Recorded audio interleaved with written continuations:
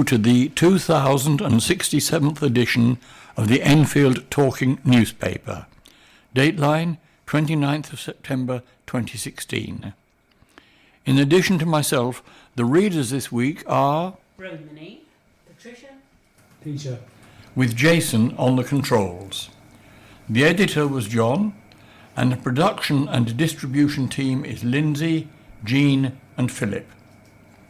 Our title music is Country Rock Polka, composed by Pat Prilly, Fernand Bouillon, Harry Brewer, and performed by Jean-Jacques Perret, and is used with his kind permission. The local news stories that we will be reading come from our local newspapers, the Enfield Gazette and Advertiser and the Enfield Independent, and are their copyright. The events information has been collated by us from other sources. The local news headlines this week include the continuing saga of the cycle lanes and a focus day organised by Enfield Vision. Before the news, let me tell you about the focus day. Enfield Vision have organised a focus day for visually impaired people to provide them with a chance to access information on equipment, gadgets and services which are available in the London Borough of Enfield. The day will be held on Thursday, the 20th of October 2016, at the Disability Resource Centre, 65C, Park Avenue, Bush Hill Park, Enfield, EN1 2HH, between the hours of 10:30 a.m. and 2:30 p.m. The day will be opened by Diane de Jersey, who is the chair of Enfield Vision, and the Mayor of the London Borough of Enfield, Councillor Bernadette Lepage. The focus day is open to anyone with a visual impairment, their relatives, friends and carers. This is a unique chance to meet with service and specialist equipment providers and the voluntary sector organisations helping visually impaired people.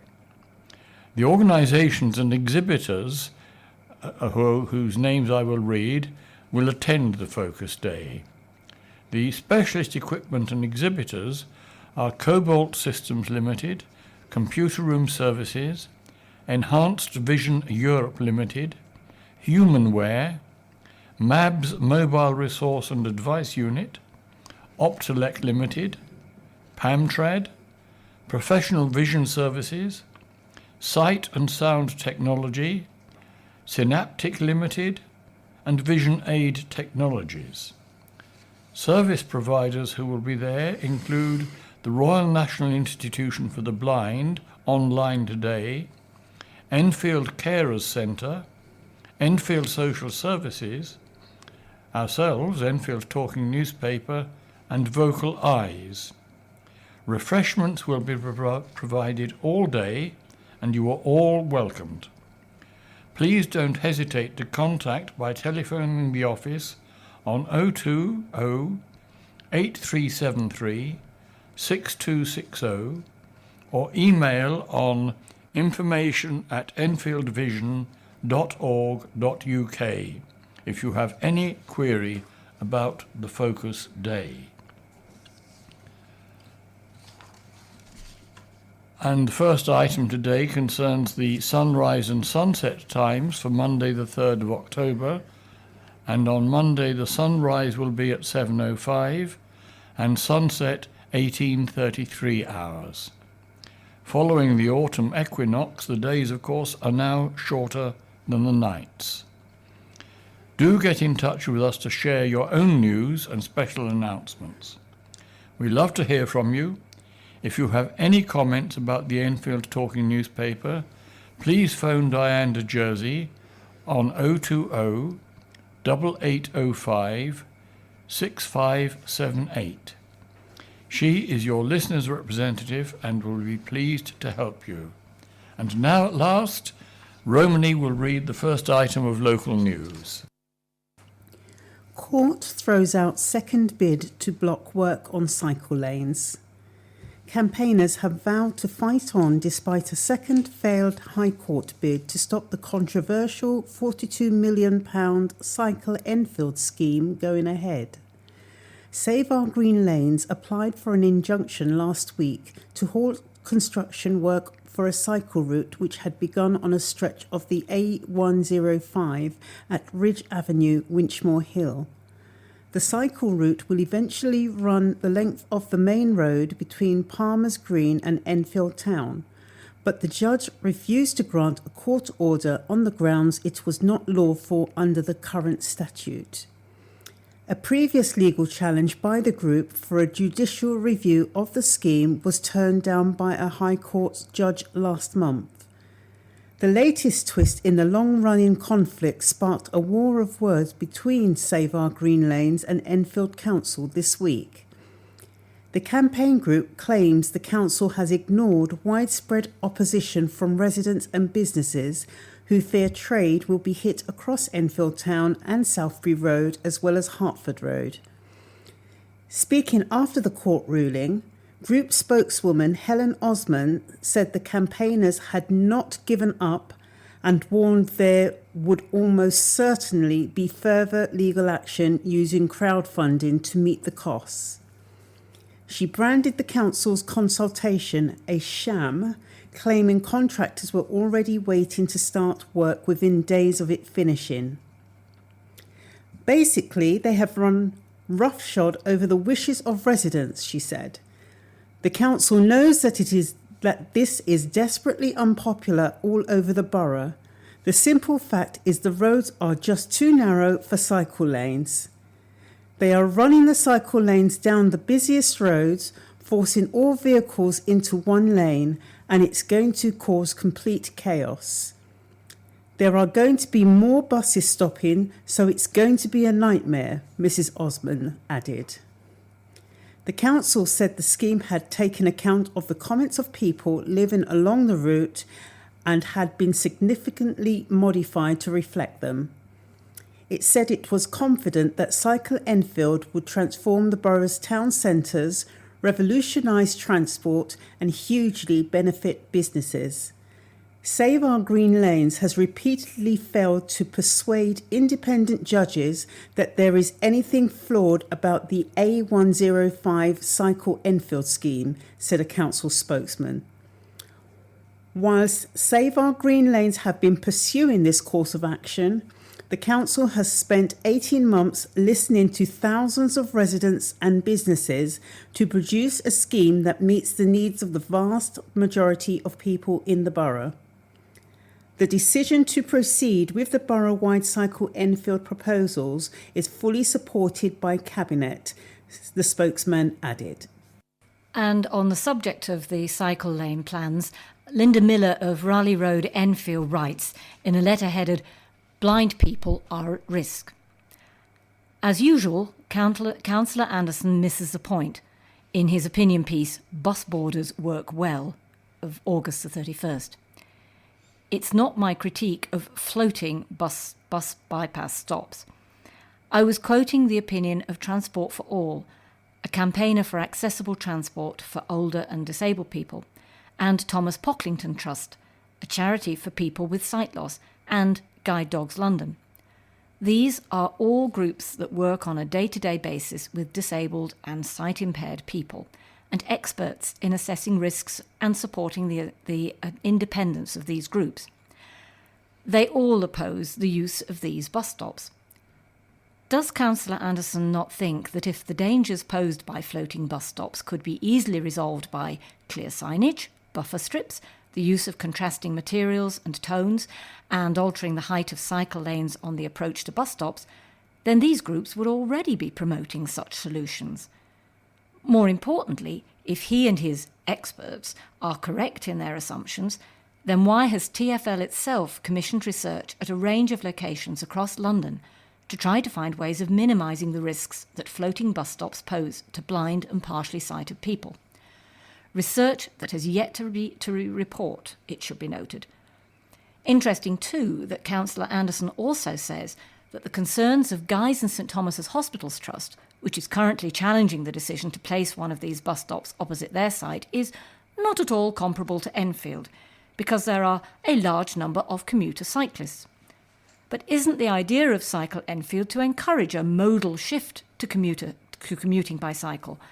And if the reason why the floating bus stop on Westminster Bridge is dangerous is because of the large number of commuter cyclists, then surely that means that putting floating bus stops on a route designed for commuter cyclists will be dangerous too.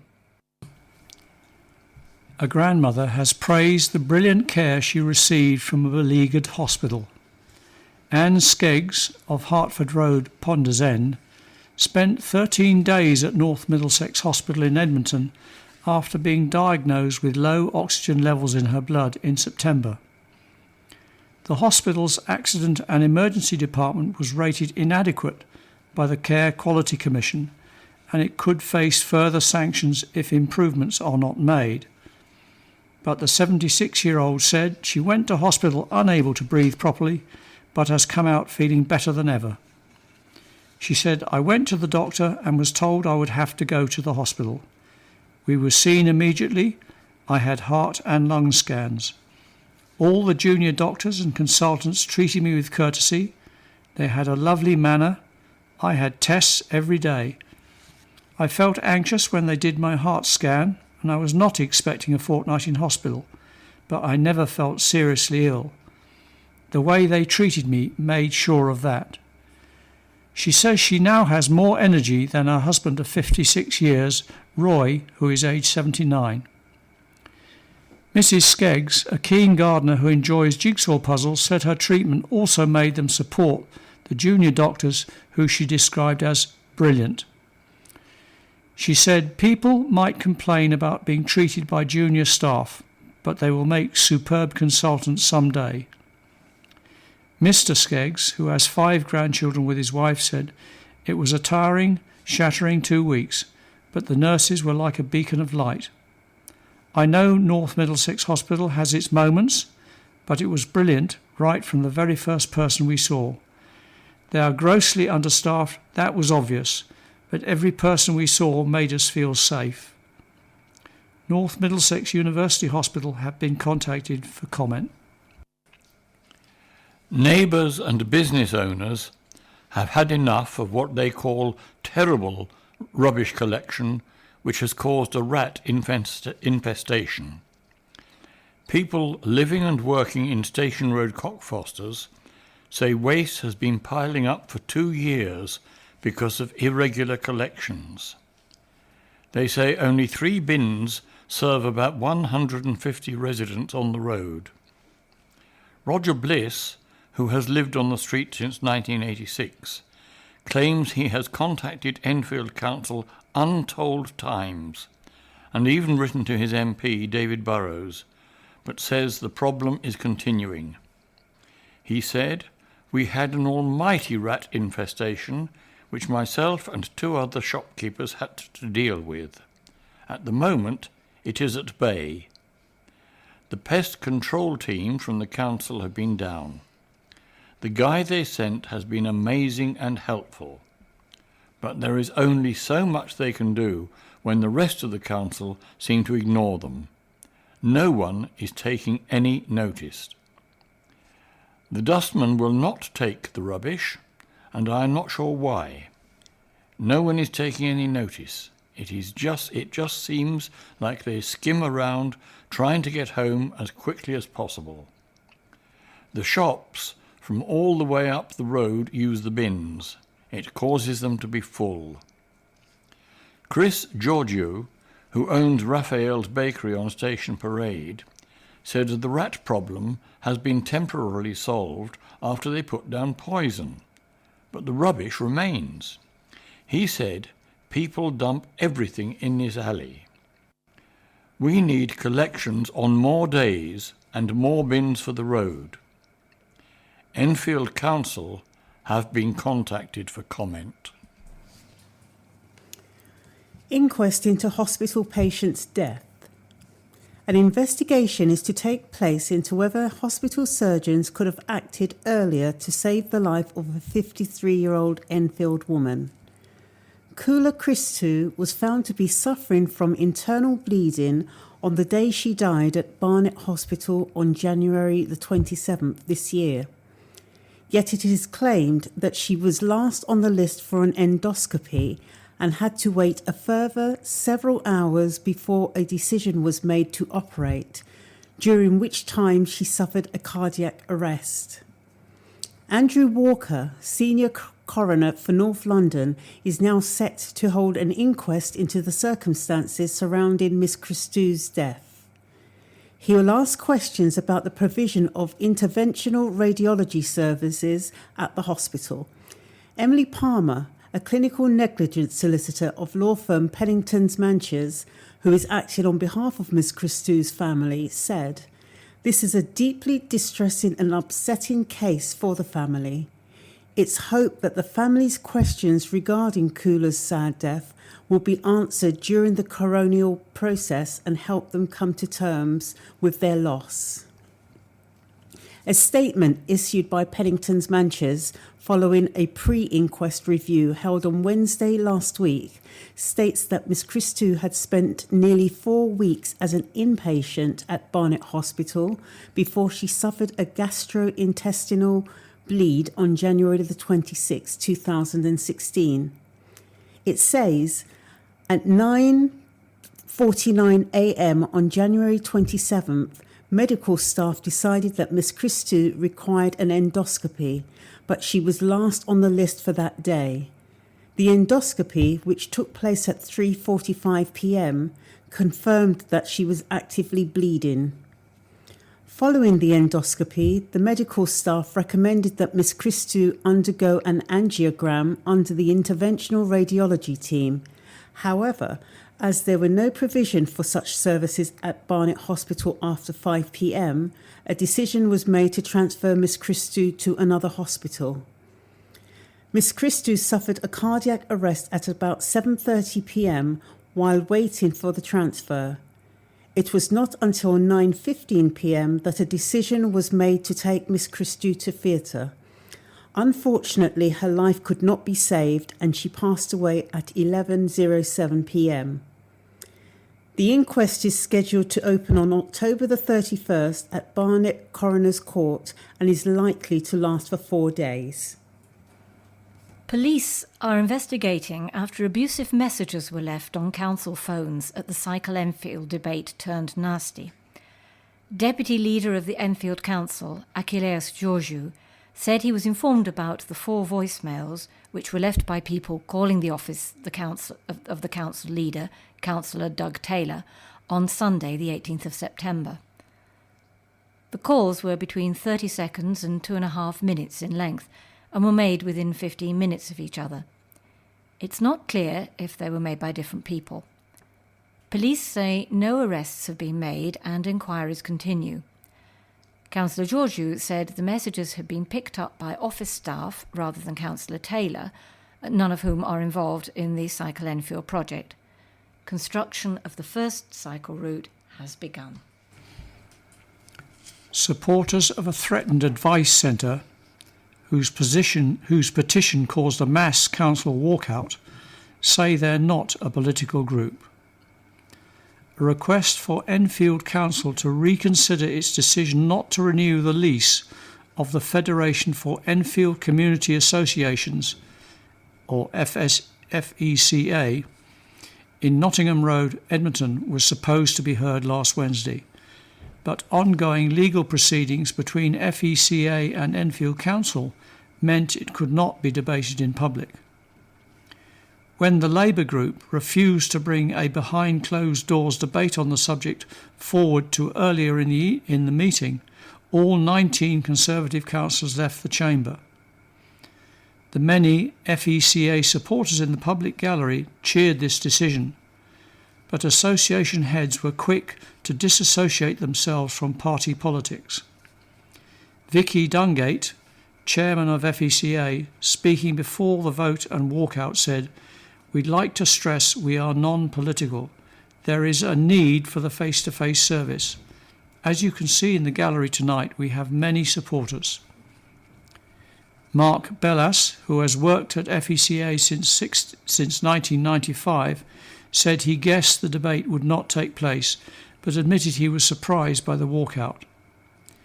He said, "They say it is going through the courts.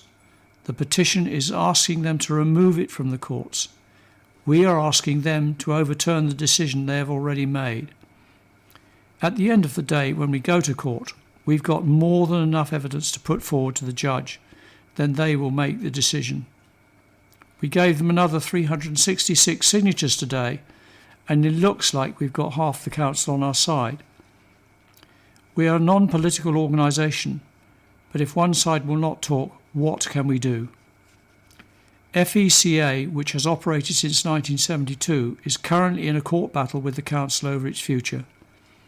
In April 2015, FECA's previous tenancy agreement was ended, and despite months of negotiations, they were told at the start of this year the council wanted to repossess their site. A petition backing FECA gathered over 4,000 signatures. If a petition has more than 3,124 valid signatures, it must be debated at full council. An annual fireworks event, which entertained Enfield for 4 decades, will not happen again after being cancelled for the 2nd successive year. Enfield Fireworks has been organised every year in Town Park for 40 years by the borough's Scouts. They say it would cost too much to meet safety requirements. The same reason the display did not take place last year. It was the Scouts' biggest fundraiser of the year, with the group making on average £10,000 profit. Stephen Way, head of communications for the Scouts, said at the beginning of September they met with the police, fire brigade, ambulance service and Enfield Council to test the plan's safety. He said, "The emergency services are quite rightly extremely nervous of large crowds, especially under dark sky conditions. After much deliberation, we consider that the risk to members of the public and our volunteers in this day and age is too great to continue." Mr. Way said while they had sought the advice of the council and emergency services, the decision to cancel had been made solely by the Scouts. Travellers pitch up at an industrial estate. Travellers have moved onto an Enfield industrial estate. Around 20 caravans have moved onto an empty lot on Stonehill Business Park in Edmonton and have reportedly been there since Wednesday. There is a large amount of rubbish on the site, and children were spotted playing amongst the waste on the site, which is in clear view of the North Circular Road. The site is managed by property consultants Glennie, who have been contacted for comment. A woman who rented out her flat on Airbnb illegally has lost a court case which could affect millions of leaseholders. Enfield resident Iveta Nemkova's neighbours were concerned about strangers regularly staying in her one-bedroom, first-floor flat and asked the block's freeholder to take action. In the country's highest property court, the Upper Tribunal's Land Division, Ms. Nemkova, an interior designer originally from Slovakia, admitted renting out her flat. But she claimed her lease did not stop people staying there while she was away, and she lived in the flat for 4 days a week on average. Presiding Judge Stuart Bridge disagreed and decided homeowners whose leases state their properties can be used as a private residence only cannot rent out their homes short-term, depending on the conditions of their lease.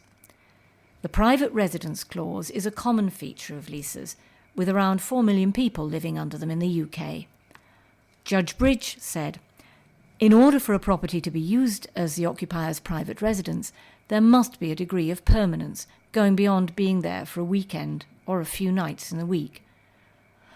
The decision means thousands of prospective hosts on Airbnb, TripAdvisor and other sites, with the 2 mentioned being used by Ms. Nemkova, could be renting out their homes illegally. A spokesman for Airbnb said, "We remind all hosts to check and follow local rules before they list their space. This is also made clear on our responsible hosting page." We have a letter from Mr. Bob Harvey of South Lodge Drive, Southgate, commenting that it is nice to see the Labour Party still has a sense of humour.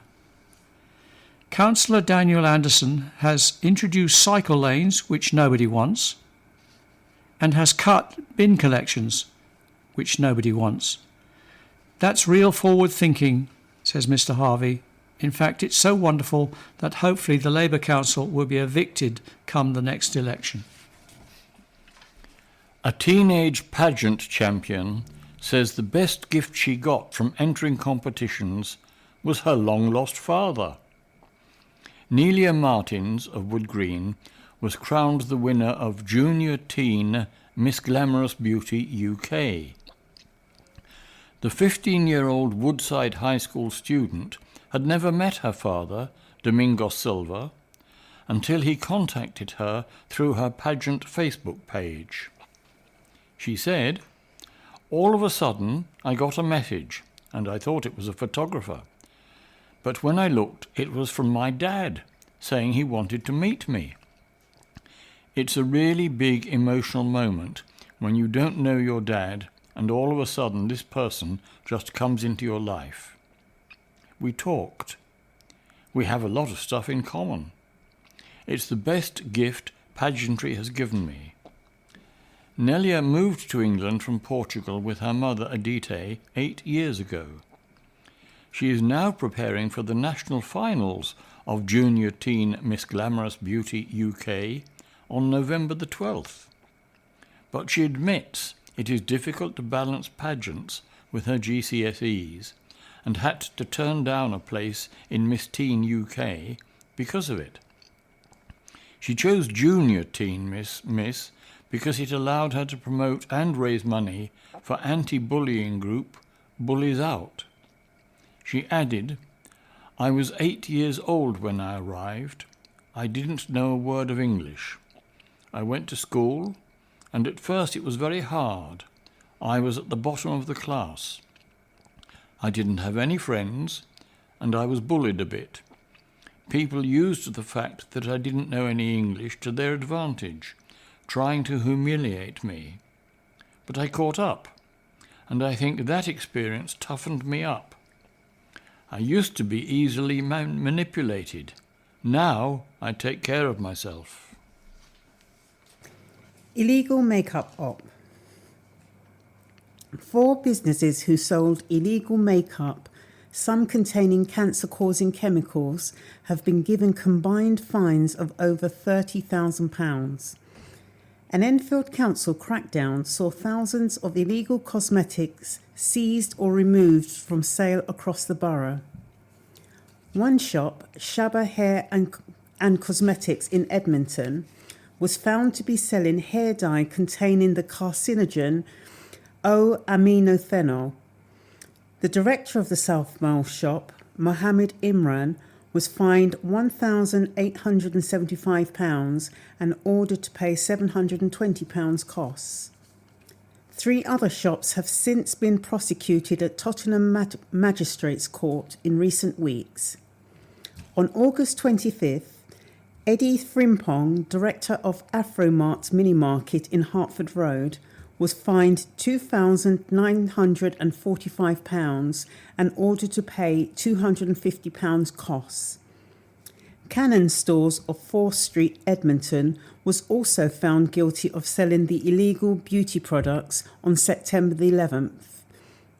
Its directors, Kanagasabapathi Manivanan and Kanagasabapathi Mathisudi, were fined £2,025 and ordered to pay costs of £1,762.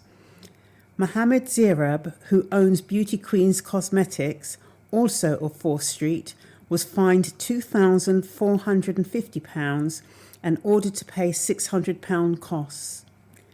The council said another unnamed business is being taken to court. Cabinet Member for Environment, Councillor Daniel Anderson, said, "It is totally unethical for traders to make a profit selling dangerous products. Enfield Council will never stop working to protect the public from hazardous goods." A blue plaque to honour Leyton Orient legend Laurie Cunningham has been unveiled as part of a new English heritage initiative to recognise more black and Asian figures. The plaque was unveiled this week at Mr Cunningham's childhood home in Stroud Green, Haringey, where he was first spotted by Orient Scouts as a youngster. He becomes only the second footballer ever to be awarded a blue plaque, after the same honour was bestowed on England's World Cup winning captain Bobby Moore earlier this year. English Heritage has now established a task group to help recognise the historical importance of more members of the capital's black and Asian communities. Just 4% of the 900 blue plaques on buildings across London commemorate black or Asian figures from history. English Heritage Curatorial Director Anna Evis said, "Since 1866, when the blue plaques scheme was established, our idea of which figures from the past are significant has changed. Today we are honouring an incredibly gifted footballer who paved the way for many other black players. But there are many others of national importance within the black community who've not been nominated for plaques." Mr Cunningham made his debut for Leyton Orient in 1974, before going on to play for West Bromwich Albion, Real Madrid, Manchester United and Marseille. He became the first black footballer to be capped by England in a competitive match at the age of 23. Tragically, the winger was killed in a car crash in Madrid in 1989, aged just 33. Enfield NHS Trust reports one of UK's highest female genital mutilation rates. More than 260 women and girls in Enfield were victims of female genital mutilation, FGM for short, in 1 year. Between April 2015 and March 2016, 265 women in Enfield were treated for FGM, which involves removing genitalia for non-medical reasons, the 8th highest number for any English local authority area. The Home Affairs Committee published a report on the practice, prevalent in North and Central Africa and the Middle East, earlier this month after the NHS began collecting all data from patients connected to FGM last year. The report by the Home Affairs Committee said 215 were new patients on the NHS who had not fallen victim to FGM before. This is the 6th highest number of new cases recorded by English NHS trusts. The report calls on the government to introduce stronger sanctions for those who fail to report FGM, which has been mandatory for NHS trusts since July 2015. The committee said since FGM became illegal in 1985, there have been no successful prosecutions. Enfield Southgate MB David Burrows is a member of the Home Affairs Committee. He said FGM is child abuse and should be treated as such. The committee heard evidence about the prevalence of FGM in the UK and subsequent grounds for convictions. This leaves no excuse for those with a duty to protect children to not report incidents. We must see a rise in successful prosecutions. Children's charity NSPCC said schools should provide lessons to ensure girls and boys can recognise the practice as abuse and get help to prevent it. A spokesperson said for too long children have suffered the barbaric practice of FGM, which has been hidden from the public eye and proper scrutiny. FGM is child abuse and against the law. It leaves victims physically and mentally scarred and has no place in any society. And now we have a letter from Brian Edis of College Gardens, Enfield. The suggestion of a fortnightly green waste collection is not practical. Councillor Anderson obviously doesn't realise that plant growth does not occur evenly throughout the year. Reducing weekly green waste collections from December through to April to once a month would inconvenience nobody much and save nearly as much money. Conversely, stopping them from September through to November will encourage both blight and bonfires. I predict that the reaction of most people will be to burn garden waste in November, causing air pollution and extra call-outs to the fire brigade, to simply let their gardens become overgrown eyesores, or to put their green waste overflow in their black bins. Since the council pays for the contents of the black bins to be buried in a large hole in Bedfordshire at immense cost, they may well find that their short-sighted attempt to save money will backfire and end up costing all of us taxpayers more money. In Germany, recycling is encouraged. Green waste, metal and tin foil, nappies, paper, cardboard and plastics are all collected separately so as to reduce sorting costs. That makes it economic to sell what is recycled. Conversely, black bins are barcoded and weighed, with anything excess of an agreed weight per person being charged for, so as to encourage recycling, saving huge amounts of local government spending on vast holes in the countryside. As usual, the problem hasn't been identified, and we are offered two ridiculous alternatives. The first thought of a Labour council is to mindlessly tax or fine its taxpayers with no regard to the practicalities and knock-on effects of what they are proposing.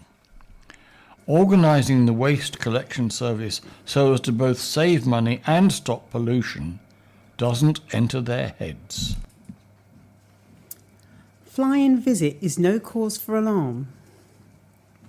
The sight of a police spotter plane escorted by 3 police helicopters flying in close formation in the skies above Enfield thrilled and mystified residents on Sunday. Puzzled as to the reason why, many resorted to social media to ask if anyone could give an explanation. That only fueled speculation, including some far-fetched theories that the plane had suffered engine trouble and was being guided in to a safe landing spot, or that the aircraft had violated controlled airspace and had been intercepted by the copters. The reality was far different, however. The helicopters, which form part of the National Police Air Service, were flying over the borough on their way into central London to perform a spectacular flypast as one of the events, making a memorial service at St Paul's Cathedral in honour of the 4,000 UK police officers who have been killed in the line of duty. Prince Charles led the National Police Memorial Day service, which commemorates those who have made the ultimate sacrifice. It was attended by 2,000 people, including relatives, colleagues and dignitaries. Inspector Joe Holness, founder of National Police Memorial Day, said, "National Police Memorial Day unites the country in national recognition of officers who have given us their all. It is a significant day of remembrance to ensure our fallen officers must not and will not be forgotten." Boy charged over stabbing.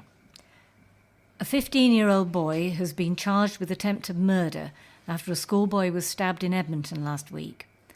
The victim, also a 15-year-old boy, suffered a stab wound in the incident in Cambridge Terrace near Berry Street West on Wednesday afternoon.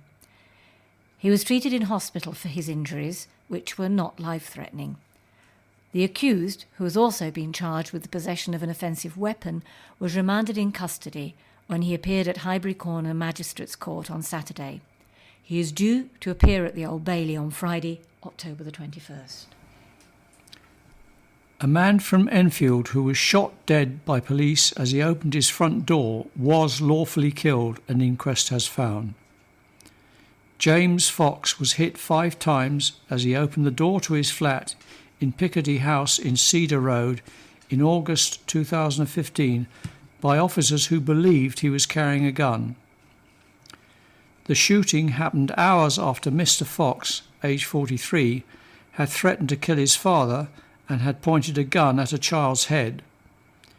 The inquest heard that following a call to police, a search began for an emotionally or mentally distressed Mr. Fox, who had been sectioned under the Mental Health Act in 2013, and armed officers were deployed.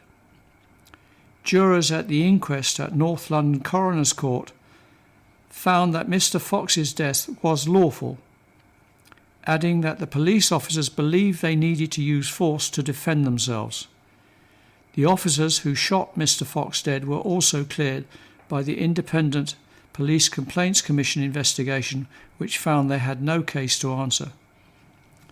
A report found that both officers were entitled to believe there was an immediate threat to life and were justified in their decision to fire their weapons.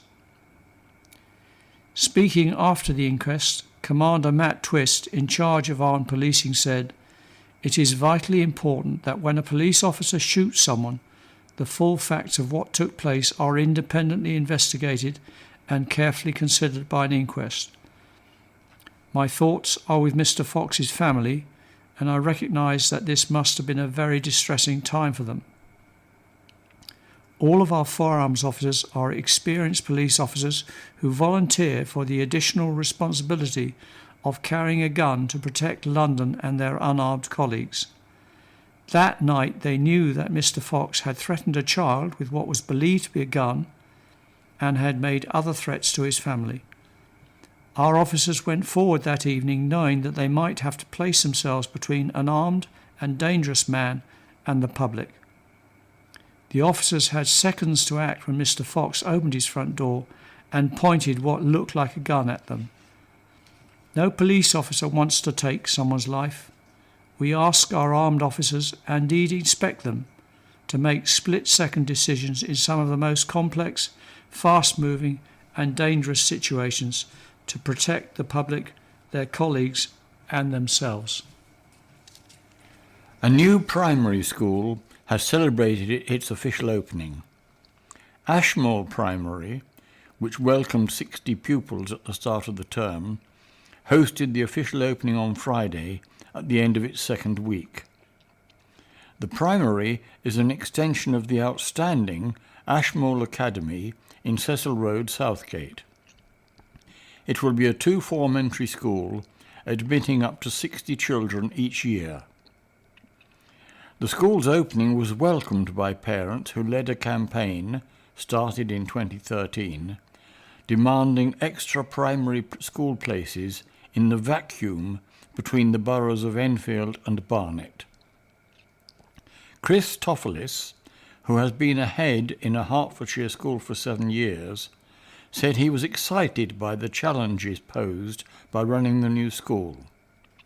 The new children have settled in very well and are enjoying their new school setting, he said.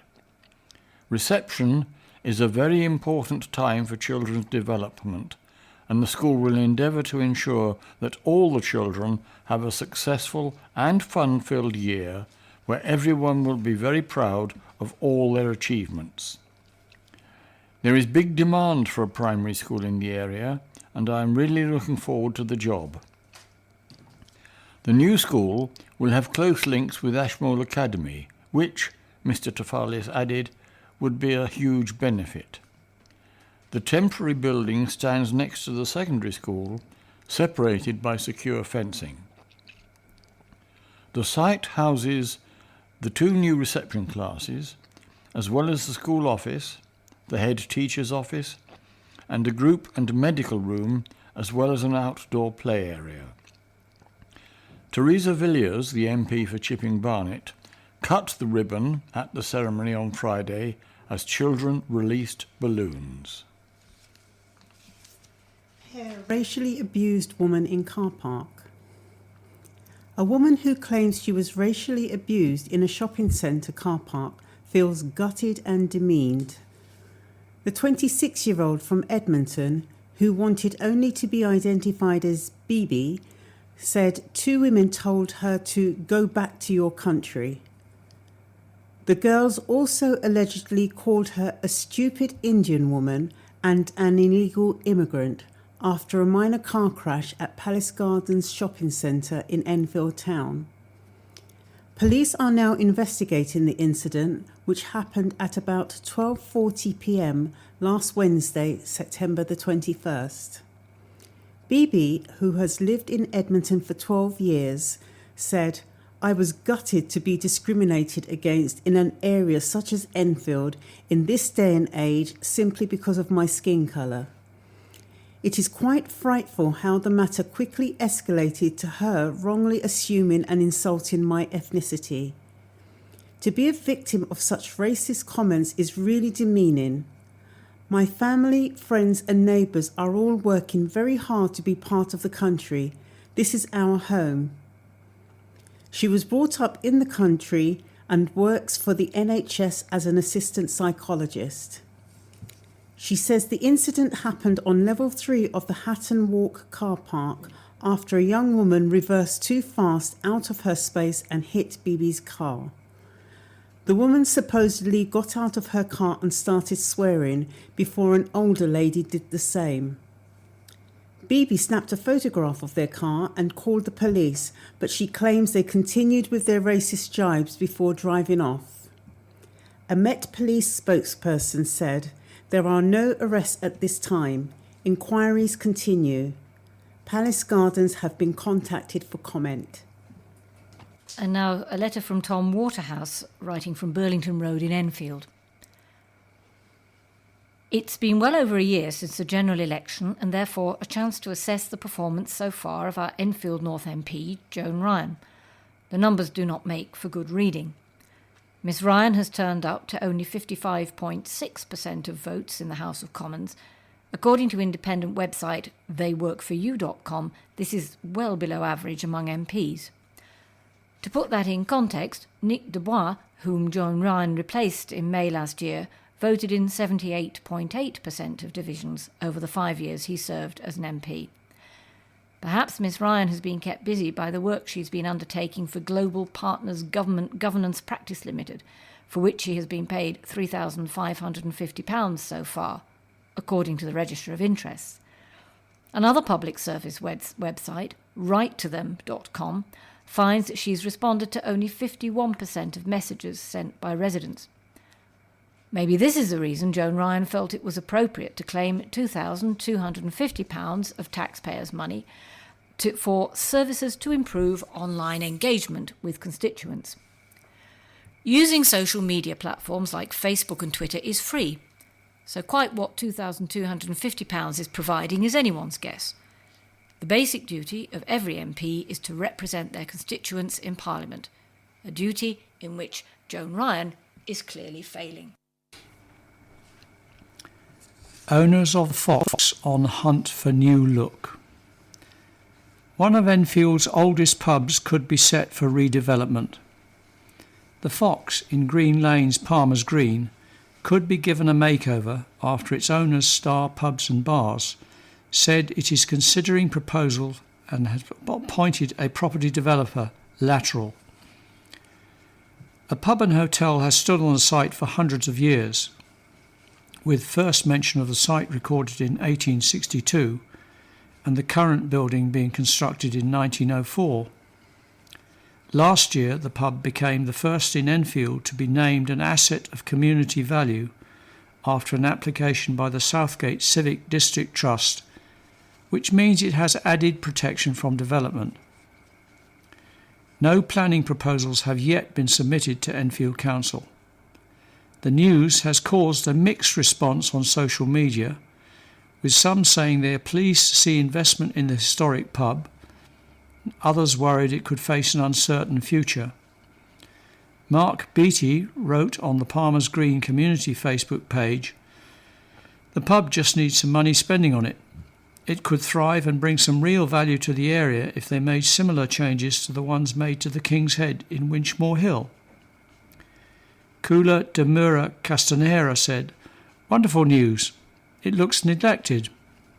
I remember when I was a very young woman it had life. Now it looks lifeless, the whole area, not just the pub. The whole of Palmer's Green's a dump. Never used to be like this. We need changes for the better. Effa McDermott added, "It would be such a shame to turn a pub that's been around since 1716 into more housing. Maybe they should give them some funding to do it up and keep a local landmark that's been around for hundreds of years." Millie Hutchinson of Star Pubs and Bars said, "Our development proposals will ensure that the original pub building is retained and refurbished." Fundraisers were joined by Cinderella on a charity walk in Trent Park on Sunday in the shape of actress Lily James. The 27-year-old, who played Cinderella in the 2015 remake of the Disney animated classic and starred as Lady Rose in Downton Abbey, is patron of the North London Motor Neurone Disease Association. She accompanied more than 140 adults and youngsters on a 5-kilometre walk around the park. Lily is ever so supportive and so down to earth, said Association Committee member Tina Di Frucia. Her uncle died of the disease, and she, together with her family, do all they can to help. Lily donated prizes for a raffle, as did actor Eddie Redmayne, who played renowned physicist Stephen Hawking, who suffers from motor neurone disease, in the film The Theory of Everything. We expect to raise more than £2,400 from the walk, which will go towards adaptations, transport needs, and support for those affected by the disease, added Tina. History in the making. Residents are being invited to get involved in the annual Black History Month celebrations taking place across Enfield. A series of events will be held throughout October in recognition of the contribution made by the African diaspora by across the borough and the UK. There will be a showcase of live performances, workshops and music honouring the history, achievements and culture of the Black community. The Pineapple Punch Festival will offer 3 starter sessions in African martial arts and feature live music at the Dugdale Centre in London Road, Enfield Town on Saturday, 8th October. The John Daniel Afro Superheroes exhibition will also be showcased at the festival, highlighting the importance of Black role models and icons. Mr. Daniel became a collector of comics, action figures, games and memorabilia of prominent Black people. The exhibition reflects his journey of self-discovery and identity through his collection of childhood action figures and inspiration from real-life heroes. Other events will be staged at libraries across the borough and at the Millfields Arts Centre in Silver Street, Edmonton. There will also be comedies, drama productions, lectures and iconic films celebrating Black history. Black History Month is an opportunity to celebrate the enormous contribution the Black community has made to the United Kingdom and Enfield over the years, said Yasmin Brett, Enfield Council's Cabinet Member for the Community, Arts and Culture. We've got a brilliant programme of events planned throughout October, which will offer something for everyone, so I'd urge residents to get out and about and explore some of the great events we're hosting, she added. To find out more about the events for Black History Month, visit https://new.enfield.gov.uk/services/equality-and, that's AND-diversity/community-cohesion/. When Oakthorpe Primary School were looking for someone to open their new library, a world heavyweight champion probably wasn't the first name on the list. However, thanks to some family connections, Anthony Joshua unveiled their new book nook, encouraging the pupils to read and learn. Teaching assistant Jo Stavru said she was able to get Joshua, IBF heavyweight title holder and London 2012 Olympic gold medalist, to come to the primary school as he is friends with her dad. She said it was amazing. He was so good with the kids. He answered all their questions. We only told the children the morning he came in. They went crazy. They mobbed him. They were ecstatic. Miss Stavru said Joshua, who opened the library at the end of the last school term on July the 19th, spoke to the children about determination and commitment to becoming a winner, the importance of reading and listening to teachers, before he cut the ribbon. Enfield Council will spend £50,000 on new Christmas lights, despite having to find millions of pounds in cutbacks. Austerity measures forced by central government mean the council has to make £56 million of cuts by 2020. But festive decoration plans, unveiled recently, confirm that 4 Christmas trees will be installed in the borough, in Enfield Town, Palmer's Green, Southgate and Cockfosters. Lights will also be hung on buildings in Edmonton Green, and Ponders End will see lights added to park trees. The council said it had set aside £50,000 to replace current lights and turn town centres into winter wonderlands to attract shoppers. Council Cabinet Member for Economic Regeneration and Business, Alan Sitkin, said, "We want to do everything we can to support our town centre businesses during the crucial Christmas period, and we will be installing fantastic displays in town centres to brighten them up over the busiest time of the year and get more shoppers into Enfield." Mr Sitkin admitted that the council's current lights had mostly reached the end of their usable life, and the local authority could not afford to replace them all, which, he said, would cost £200,000. Instead, the council is asking businesses to donate money or any extra decorations they have to help boost the festive spirit. Mr Sitkin said, "We simply do not have that money, so we're asking retailers and local businesses who think their areas would benefit from more extensive displays to contribute towards their costs. The council says it will cover the costs of fitting, testing, storing and powering the lights funded by retailers, and will keep using them in future years." And now we have a rugby union report. Enfield Ignatian's search for a first win of the season continued on Saturday as they lost 27-19 to London 2 Northwest rivals HAC. A slow start meant Ignatians were facing a 15-0 deficit inside the opening quarter of the match. This frustrated coach Ali Cook, who bemoaned the lead his side coughed up in the opening exchanges.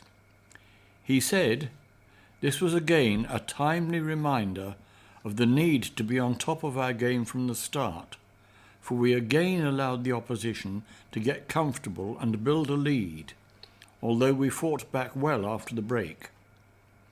Winger Cairo Sanga finished off a well-worked move to bring Enfield back into the game before another try left his side trailing 27 at the break. With Cook's half-time team talk still ringing in their ears, Ignatian started the second half with their tails up. They were rewarded for their endeavour early on as Jordan Wilson made an excellent blindside break to set up Luke Stack. He was involved again shortly after as he led a multi-phase move to set up man-of-the-match Sango for his second of the game. Tim Yawaski added the extras to move Enfield to within 1 point of their opponents. Ignatians were now within striking distance of their first win of the season, but ultimately failed to contain HAC as they began to play a more attacking brand of rugby. The approach saw them run the ball at every opportunity, and they were rewarded as they broke from one end of the pitch to the other. The converted score took HAC 8 points clear and left them in a commanding position, which they preserved until the full-time whistle. Ignatians did have a chance to take a losing bonus point from the game, but declined a penalty late on. They will look to end their winless run at London Nigerian on Saturday. And now some football. Enfield Town made an emphatic return to Ryman League Premier Division action as they thrashed Hendon 6-0 on Saturday. The victory, which was only Town's second this season, ended a run of 4 league games in a row without a win.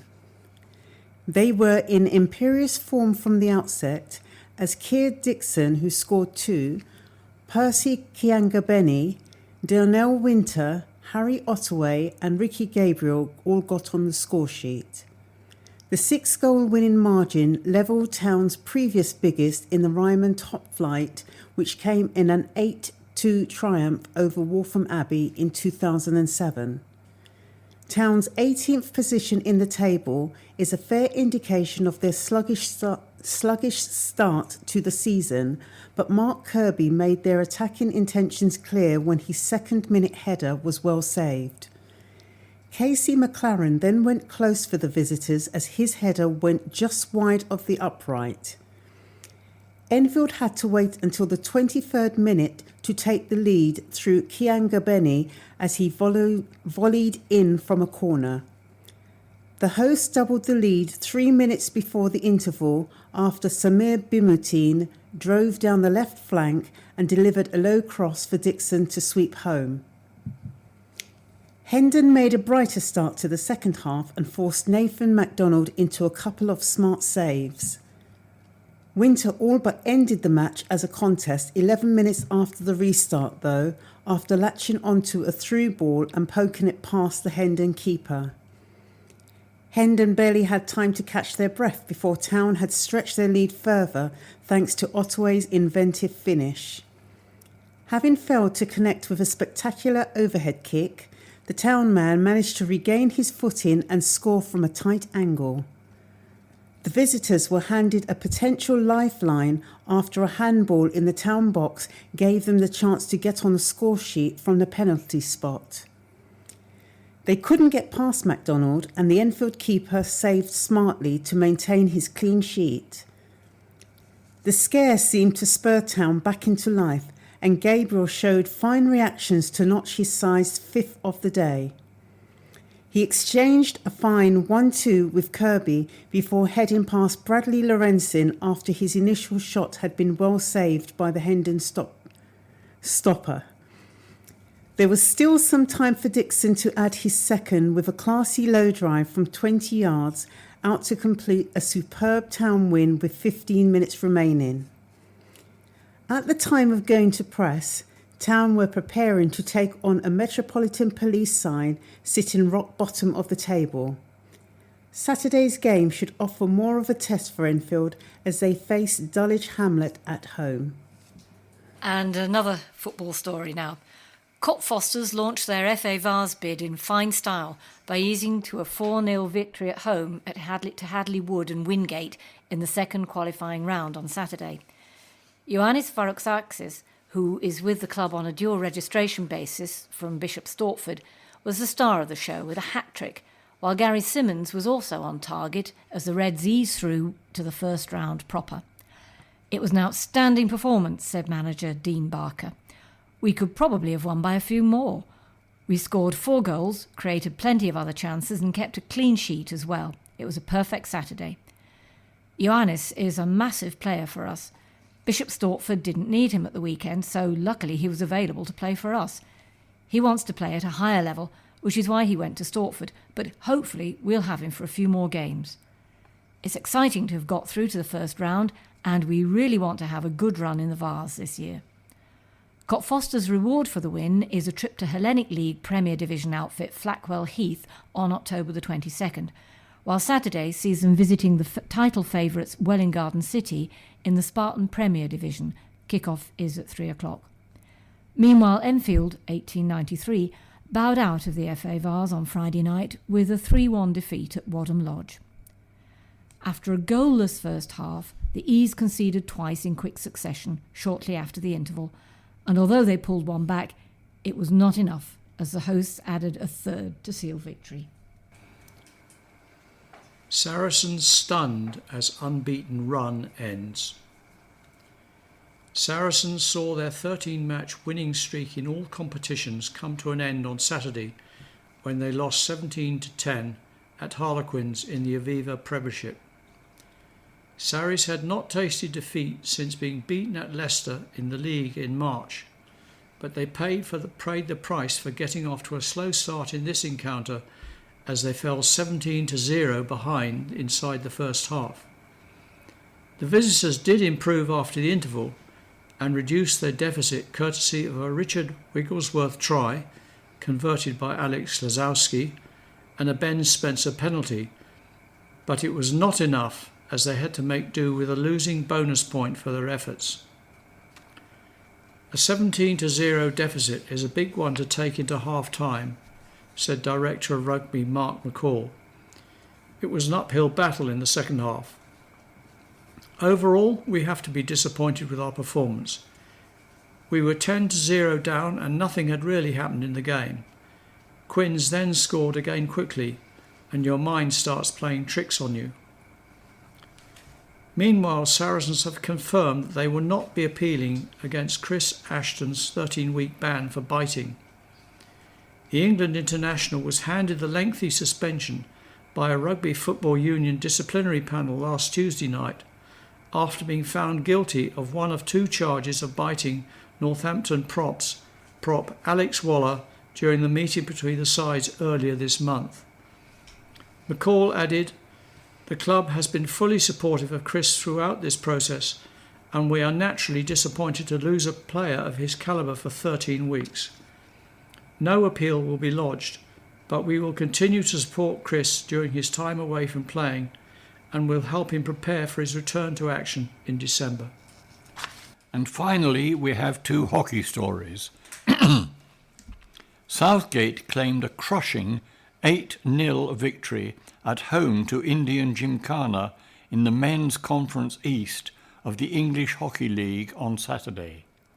Timmy Smythe and Duncan Scott led the way in the rout by scoring twice each, with Kit Cutter, John Sterlini, Sam Mee and Charles Hardy also on target.